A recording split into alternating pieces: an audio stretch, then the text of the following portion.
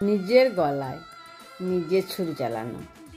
এ যুগে অন্ধবিশ্বাস করা মানে নিজের ক্ষতির পথ নিজে খুলে দেওয়া। সব মুখে হাসি যে নিরাপদ হয় না, সব আশ্বাস যে সত্য নয়, যাকে যাচাই না করে ভরসা করো সে আমার সীমা বোঝে না। বিশ্বাস তখন আর শক্তি থাকে না, ধীরে ধীরে দুর্বলতার রূপও নেয়। এই সময় শেখার সাবধান হতে হয়, সব কথা ধরে না নিতে।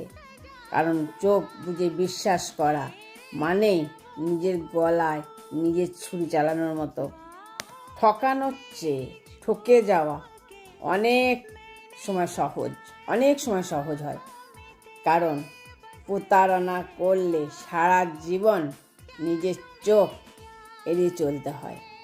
ঠকে গেলে কষ্ট থাকে, দীর্ঘশ্বাস থাকে, তবু কারো অভিশাপের ভয়ে মাথা নত করে থাকতে হয় না।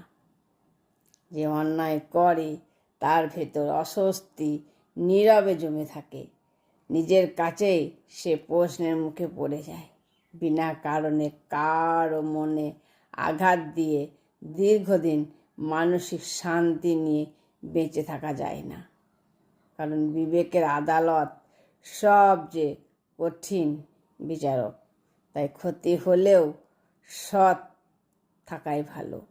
কারো চোখের জল নিজের পথে ডেকে আনার চেয়ে নিজের ক্ষত নিয়েই এগিয়ে চলাই শ্রেয়।